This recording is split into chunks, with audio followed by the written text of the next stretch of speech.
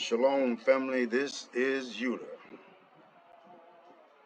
I want to talk about some things that really is concerning, and it's about certain people asking certain questions regarding certain videos. So I just want to make you understand the reason I do the videos and bring the scriptures is to try to narrow down the questions. The scriptures I give is for you to be able to have a foundation, somewhere you can start from to figure out the answer to most of your questions on your own. You know, you have to study for yourself. You can expect for one person to provide every answer for almost 1,000 people. So you have to put in some work for yourself. And I'm dealing with a person right now that is a little aggressive, has a bit of an attitude because I won't stop what I'm doing and teach this person directly. If I did that for every subscriber, how many lessons do you think I would be able to produce? And this is the same question I ask her. So that's the whole reason that I bring scriptures, and I go as far as to break them down, giving you the context and the meaning. And you got to admit, that should make things a lot easier for those who are not so much learned. And that's the best that I can do. And some people get mad at me because I don't stop and just focus on them. I can't just focus on one person. And especially when you ask 3 to 5 questions simultaneously. Some of the questions this person asks would take an entire lesson in order for them to understand. And they say they're not a Christian because they don't go to church. Well, you don't have to go to church to be a Christian. It's about your belief, faith, and your doctrine. The questions that she asked was easily for me to understand that she has a Christian nature. She was wanting me to prove to her or convince her that the New Testament is fake. Well, this lesson, the New Testament based on lies and mistranslations, I am going to single-handedly destroy the entire New Testament with one prophecy. So with that being said, let's jump into this one. Let me start out with the wisdom. Wisdom or Wisdom of Solomon, chapter 1, verse 4, in the context. Because wisdom will not enter a deceitful soul. Let me break that down so I don't get a lot of questions. If you are still entertaining sin, wisdom will not take part with you. That's a deceitful soul. Or dwell in a body enslaved to sin. This is the very reason why a lot of people are asking a lot of questions. If you leave that sin, and one of your biggest sins is following the New Testament, which is false doctrine, you can get these same answers that I'm getting. That's when your eyes become open. If you remain in that book, which is nothing but spells, you will remain ignorant to the truth. For a holy and disciplined spirit will flee from deceit and will leave foolish thoughts behind and will be ashamed at the approach of righteousness. So let's start off with this one prophecy dealing with the virgin birth. How the Septuagint made the prophecy of a virgin birth possible. Now I want y'all to pay very close attention. I'm going to speak slowly and fluently for the sake of unnecessary questions. And let me just explain something else. My wife has been sick for the last 2 to 3 weeks. So I'm cooking, cleaning, nursing her back to health, all at the same time, studying, bringing these lessons forward. I do have a life. I don't just sit at this computer and do this only. I have other things that I have to do. And it seems like these certain people don't even consider that. Now, I don't mind answering 1 or 2 questions, but if you look at the scriptures that I bring, it should make things easy for you to find these answers on your own. That's the whole reason I make the videos. That's the whole reason I break down the scriptures, so you don't have to. Or at least you don't have to go through to the extent that I did. Now, one of the most famous examples of a new biblical tradition that may have been created by a mistranslation in the Septuagint, which is the Greek translation of the Hebrew Bible or Old Testament, is the story of the virgin birth of JC by his mother, Mary. Now, most Christians are familiar with the story of the virgin birth, how Jesus was said in the Gospel of Matthew, chapter 1 and verse 23, and Luke, chapter 1, verse 27 and verse 34, to have been born to Mary, a virgin. But many scholars point out that the entire story of the virgin birth was the result of the Septuagint's mistranslation of one single word in Isaiah chapter 7. Regardless, we can say for certain that the citation of the Isaiah chapter 7 prophecy that is also mentioned in Matthew chapter 1 verse 23 is the result of the Septuagint's peculiar translation of Isaiah chapter 7 and verse 14. This particular book of Isaiah chapter 7 and 14 is one of the Christians' favorite ones to use to justify the virgin birth of JC. But like I said, we're going to shut the whole New Testament down with this one prophecy. Now, you got to admit, if we prove Isaiah chapter 7 and 14 to be a misquote, misunderstanding, and mistranslation, all based off the Christian's faith and belief that this was the prophecy of JC. If we shut that down, doesn't that eliminate the rest of the book?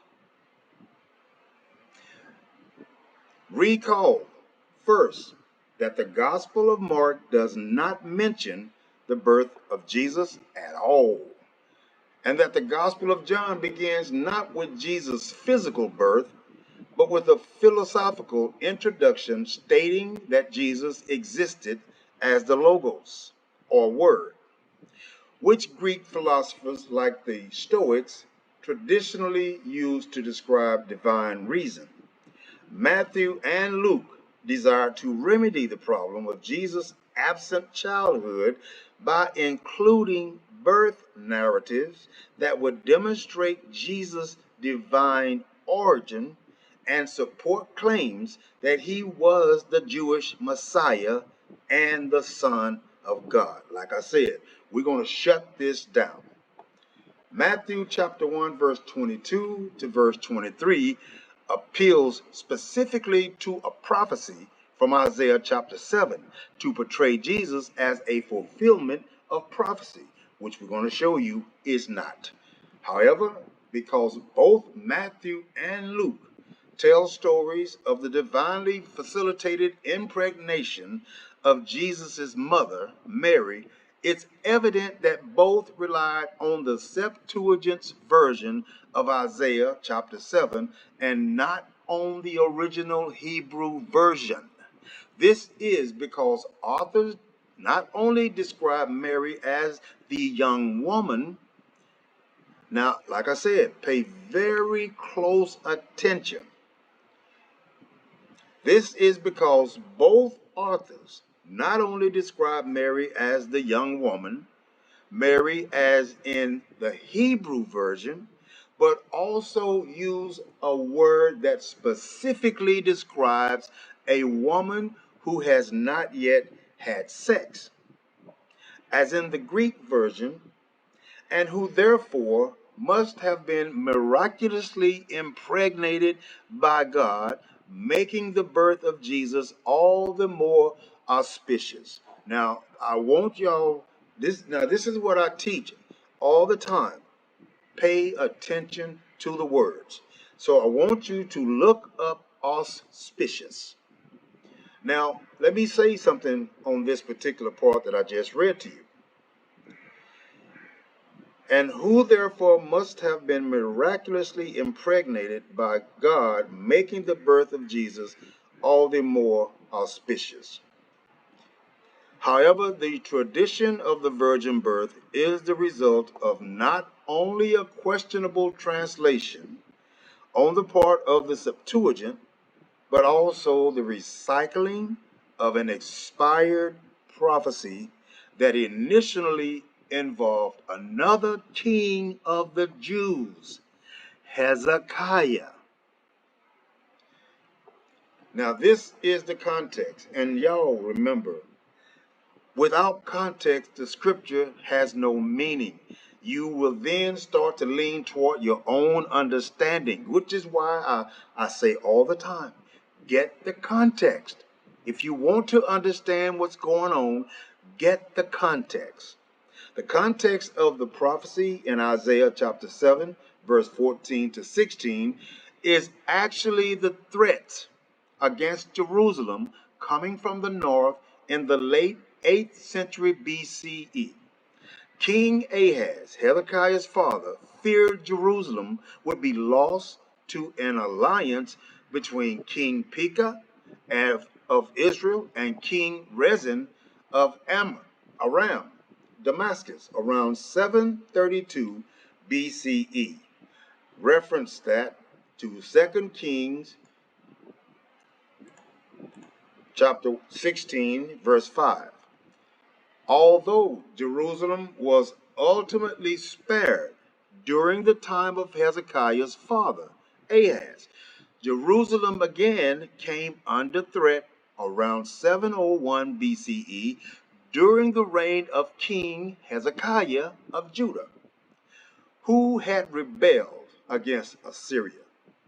Not liking that Hezekiah broke the terms of their deal, the Assyrian king Sennacherib laid siege to Jerusalem. When things looked bad, Isaiah was called in to advise. This is the original context of the prophecies in Isaiah chapter 7, verse 14 to 16, and Isaiah chapter 37, verse 30 to 32. They deal specifically with threats against Jerusalem in the late 8th century BCE. These prophecies offer reassurance to the residents of Jerusalem that the city would survive, as it wouldn't have done any good for Isaiah to have prophesied. This is how it would have went. I know that we are under threat of annihilation, and this is my paraphrasing, y'all. I know that we are under threat of annihilation by our enemies, and you are scared. But fear not, in 730 years, it will be made better. Isaiah's prophecy wasn't about something that would happen 7 centuries later. Let me break this down. According to the Christians, using Isaiah chapter 7, verse 14 as a prophecy of JC could not have been the case as Ahaz would have been dead. He wouldn't have lived almost 800 years.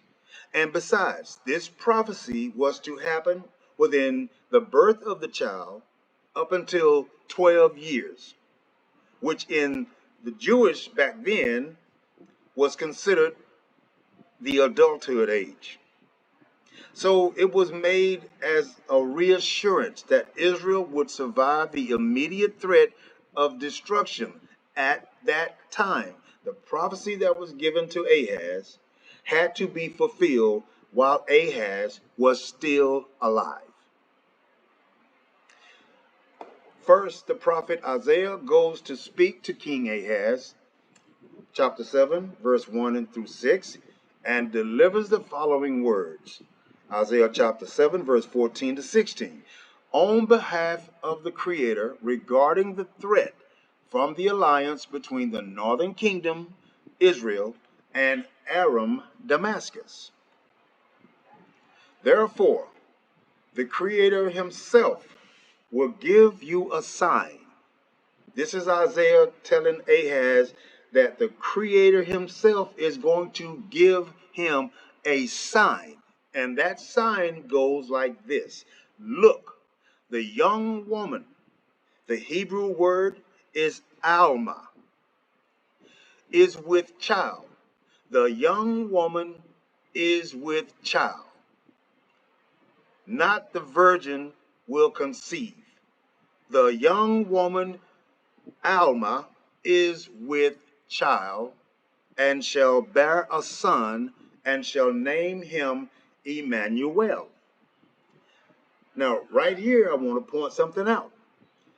JC was never referred to as Emmanuel. All you have to do is read your own book, your New Testament. See if you could find it. To save you a trip, I've already looked. Now listen to this. He shall eat curds and honey. By the time he knows how to refuse the evil and choose the good, that's actually saying by the time this child grows up and understand right from wrong, y'all get it? For before the child, this is me paraphrasing again, for before the child knows how to refuse the evil and choose the good, the land before whose two kings you are in dread will be deserted. This prophecy is explicit. It provides the unmistakable context and interpretation of the comment about the young woman. In response to the threat from the Northern Coalition and questions about whether the Creator will deliver the people from annihilation, Isaiah says that a young woman is pregnant with a son. This woman got pregnant from physically engaging in sexual activity. Isaiah says that a young woman is pregnant with a son who will be named Emmanuel. Now, this is Ahaz's son we're talking about, Hezekiah, or God is with us. Now, there is no such mention of Ahaz's wife being named Mary, and if it is, I beg your forgiveness. Answering the question about whether the Creator would be handing Judah over to Israel and Aram, Damascus, or saving it, Isaiah continues by essentially saying a young woman is with child now, and by the time he knows good from evil or reaches adulthood, life will be good for him, and he will be eating curds and honey from our own land. Now, how many times have anyone read in the scriptures that Jesus ate butter That's what curds is, and honey. Because this prophecy is about someone that ate butter and honey, which must have been very significant. So please, Christians, find me the scripture that shows JC ate butter and honey. Isaiah's prophecy is a poetic way to communicate to the king that Judah will survive this present threat and that a child born this year will soon enjoy not just the fruits of his homeland, but an agricultural bounty, as honey requires bees, which require established orchards full of flowering plants, while curds require dairy animals, which require pasture lands. Milk and honey are symbols of long-term agricultural prosperity. The prophecy is explicit. Isaiah is claiming that Jerusalem will not be conquered and will be prosperous in about 12 years, the period between birth and adulthood for the male Jews in that day. And if that's not explicit enough, Isaiah explains his own prophecy in verse 16 and 17. Before the child knows how to refuse the evil and choose the good, the land before whose two kings you are in dread of will be deserted. They will be destroyed. The prophecy explicitly mentions two kings, right? King Rezin of Aram, Damascus, and King Pekah, son of Remaliah in Samaria, the capital of the northern kingdom, who had joined forces to assail Judah. Now, Isaiah's prophecy was not about some event that would take place 7 centuries later. It was about the very present threat that Israel faced from that King Ahaz faced from Israel and Aram Damascus. Isaiah says so himself. Now, some scholars have even suggested that the child referred to in the prophecy is none other than the Messianic king from the line of David who would deliver his people from a later threat. That's right, Hezekiah. Hezekiah. If the Christians would take the time out to research what they read rather than read it and accept it without any proof, they wouldn't walk off the edge of the cliff. They're walking in darkness because they refuse to study. They read the scripture, scratch the surface, and that's good enough. This is because Isaiah uses another agricultural metaphor in a prophecy to Hezekiah when the Assyrian army besieged Jerusalem around 701 BCE, essentially saying that Judah will eat the produce of its own lands because Assyria would not defeat it.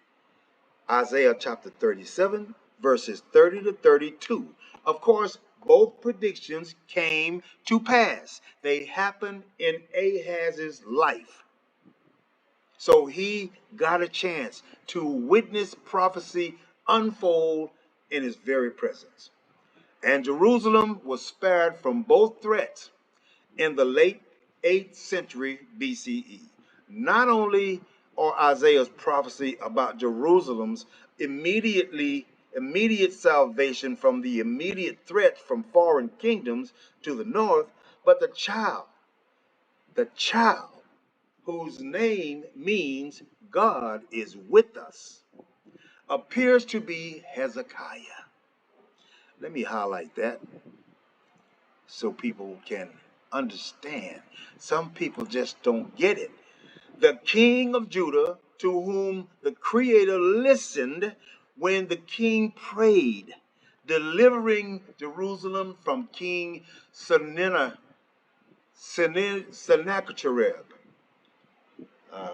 I have a little problem pronouncing some of these names, y'all. And let me tell y'all, I'm a little dyslexic. This is why I have to write everything down, because if I don't, I will not remember anything. So let me see if I can pronounce that name one more time. Sennacherib of Assyria, Isaiah chapter 37, verse 21. However, during the first centuries BCE, and many Jews were living in a Jerusalem that was now occupied by oppressive Greek and later Roman forces. They began to look back to the books of the prophets to see. Now, y'all, listen close.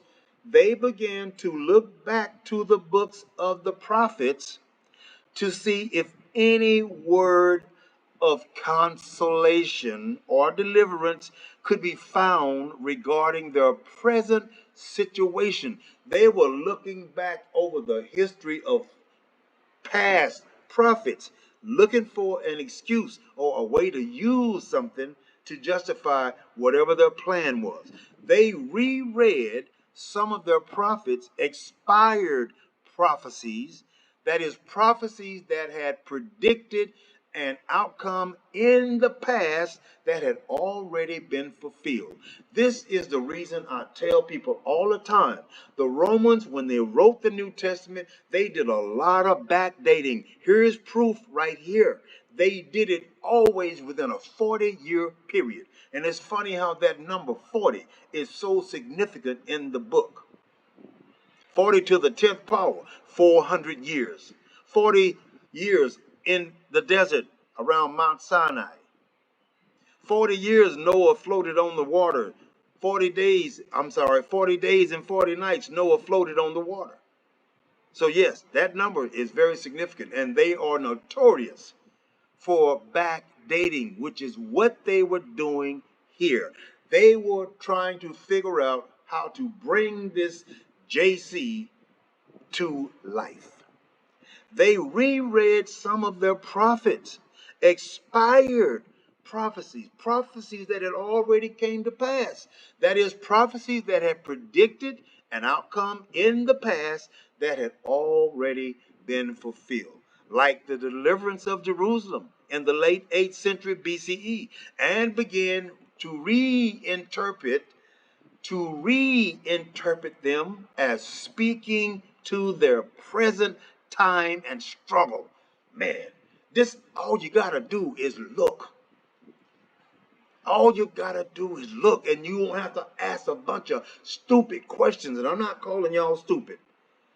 But some of these Christians, even if they don't go to church, ask some of the most stupid questions. If they would just learn how to study. And like I say all the time, watch the words. Watch the words. Look them up. Use the blue letter. The blue letter Bible has a concordance where you can look these words up. Now, this is precisely what happened to Isaiah's prophecy in Isaiah 7. See? That's exactly what happened. They reinterpreted a past prophecy, as they say here, expired, one that has already come to pass, and they reopened it, backdated it to bring forth, guess who? JC. Now, this is precisely what happened to Isaiah's prophecy in Isaiah chapter 7. Isaiah chapter 7, verse 14 to 16, began to be read not as something that foretold Jerusalem's deliverance 700 years earlier, but as an ancient prediction that another messianic deliverer from the line of David will come again to deliver the Jews.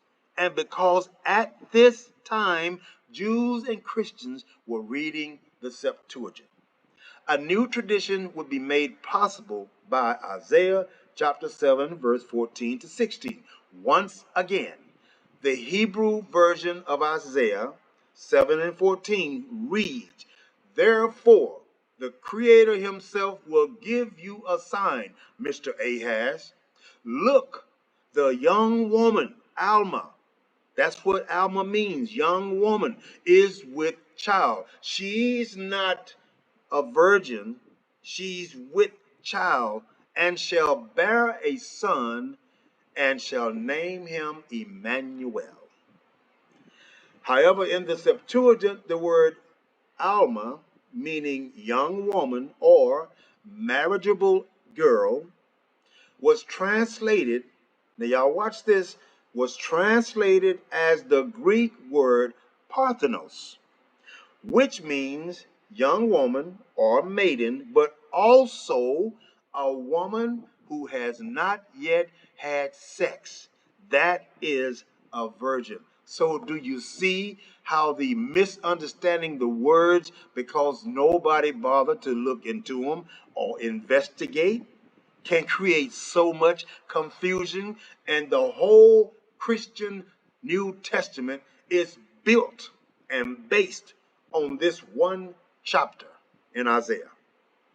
So like I said, if we disprove this base that the New Testament is built on, that should destroy the entire rest of the book, because this was its beginning. Without a beginning, it can't exist, right? The word Parthenos, which means young woman or maiden, but it also means a woman who has not yet had sex. That's your virgin. All because of this one word right here. That's what the King James translators chose to use. And I do not believe it was coincidental. I do believe it was intentional. The choice of the word Parthenos in Isaiah chapter 7 and verse 14 was peculiar to say the least. Had the Hebrew word been Betula, meaning explicitly virgin, which would have made more sense if you're trying to claim a virgin, but the trick that they used was they used the word Parthenos, which could go either way. Are you following me? Parthenos could go either way. Ain't that clever? He had the Hebrew word been Betula, meaning explicitly virgin, then Parthenos would have been the correct and expected translation.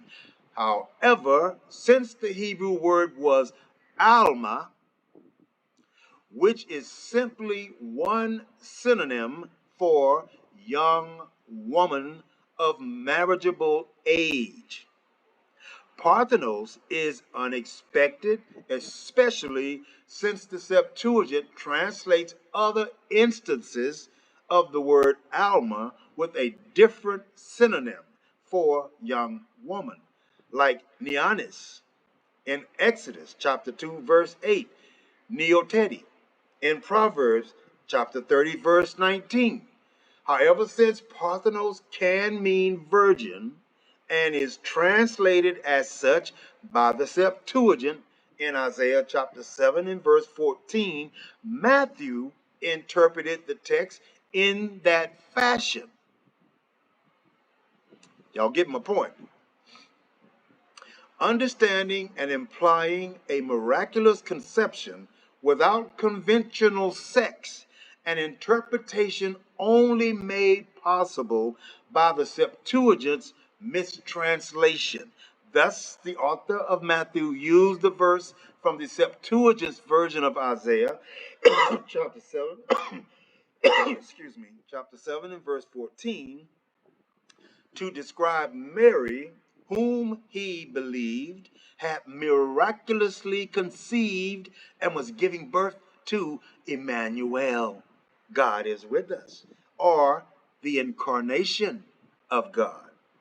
It should be noted that I am by no means the first one to point this out. When I did my research, I found it in several places. So that's why I say, if you don't bother to look, you will never find. In fact, objections to the virgin birth appear, and pointing out the fact that the prophecy actually refers to Hezekiah. actually refers to Hezekiah appear in literature relatively early on in Christian history, so they knew.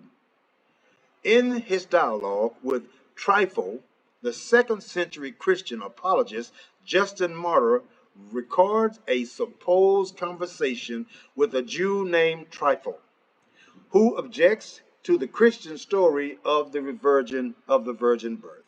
And Trypho answered, "The scripture has not, behold, the virgin shall conceive." It didn't say the virgin shall conceive. It never said, "Behold, the virgin shall conceive and bear a son," but it said, "Behold, the young woman shall conceive." She's going to have sex and conceive, and she will bear a son, and so on, as was quoted. But the whole prophecy refers to Hezekiah. I can't say that enough. So far, we haven't found anything prophesying or pointing toward JC. Not one. And if you do your research and do your due diligence, you will find the same thing that I find. And that will eliminate a whole lot of questions. And this was proved that it was fulfilled in him. Let me read that one more time. But the whole prophecy refers to Hezekiah, and it's proved that it was fulfilled in him, Hezekiah. Now, according to the terms of this prophecy, moreover, in the fables, your New Testament, of those who are called Greeks, it is written that Perseus was begotten of Dana, who was a virgin. He who was called among them Zeus, having descended on her in the form of a golden shower. And you ought to feel ashamed when you make assertions similar to theirs, and rather should say that this Jesus was born man of men. And if you prove from the scriptures that he is the Christ, and that on account of having led a life conformed to the law and perfect, he deserved the honor of being elected to be Christ. But do not venture to tell monstrous phenomena, lest you be convicted of talking foolishly like the Greeks. Despite the fact that Justin rejects Trypho's skepticism concerning the virgin birth, the fact that Justin's dialogue appears in the middle of the second century CE demonstrates that the objection to the Christians' reinterpretation of Isaiah's prophecies, which were used to support the Christian claim of Jesus' virgin birth. Let me read that again for those of you who are about to ask a question. The fact that Justin's dialogue appears in the middle of the second century CE proves that the objection to the Christians' reinterpretation of Isaiah's prophecies, which were used to support the Christian claim of the Jesus birth. We just destroyed the entire New Testament right here. Was well known in early Christianity. We just destroyed the New Testament with one prophecy. This is but one example of how an unconventional translation made by the Septuagint led to some major changes in the way the Hebrew scriptures were interpreted, including some doctrines that became central to both Christianity, like the virgin birth being predicted by Isaiah, and Judaism. There are literally hundreds of differences between the Hebrew Bible and the Greek Septuagint, including additions, omissions, theological alterations, and poor translations, all of which affected the way the Hellenistic Jews and Christians interpreted the Bible. This one in particular demonstrates how texts, translations, and traditions are important. These are reference points. I thought it'd be a good idea to put them up here. Isaiah 36 through 39, verse 39, and its parallel in 2 Kings chapter 18 and verse 20. So read these two together. 2 Kings, verse 18 to 20.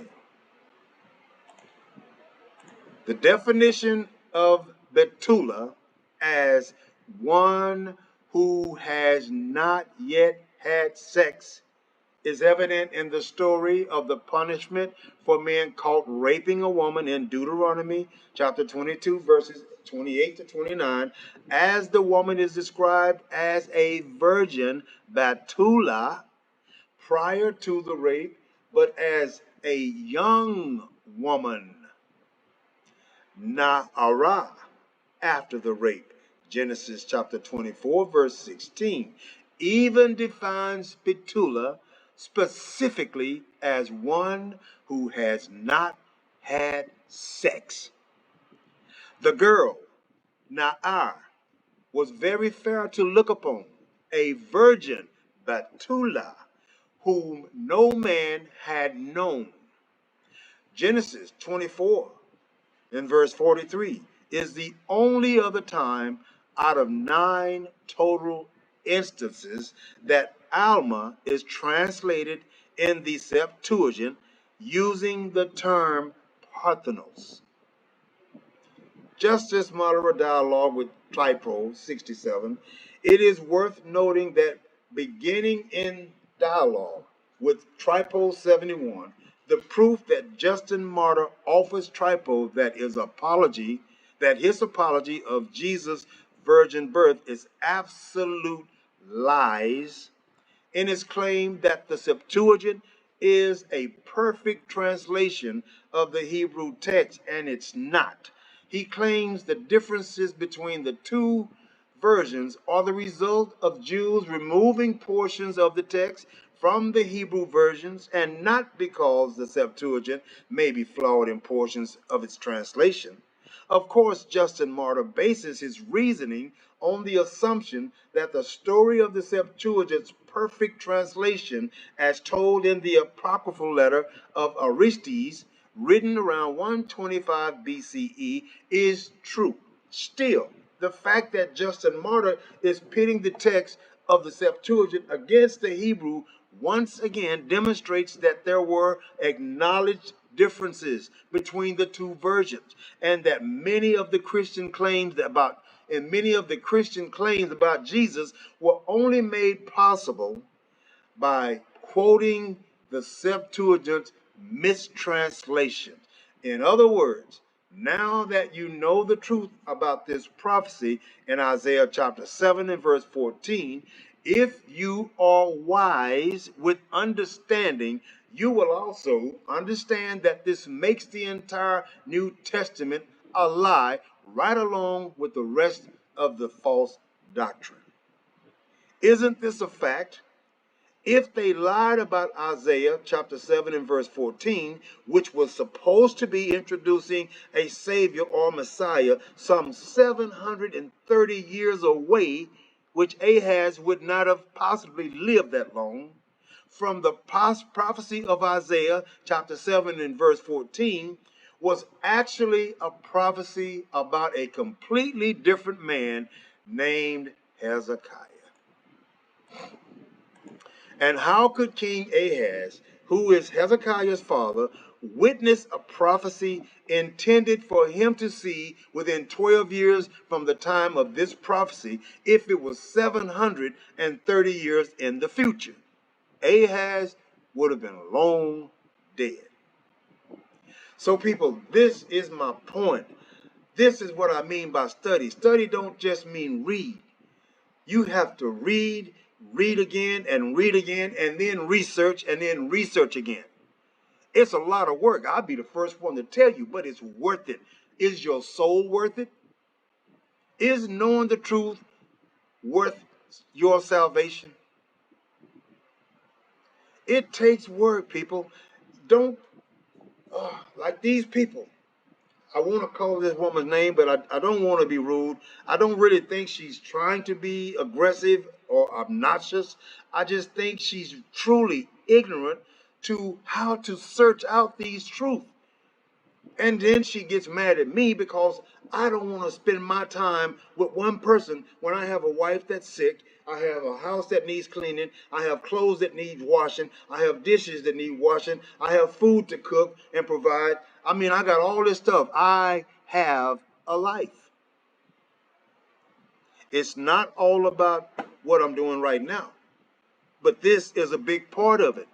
But please understand, I have stuff here that needs my attention. I can't sit down for hours typing back and forth with one person.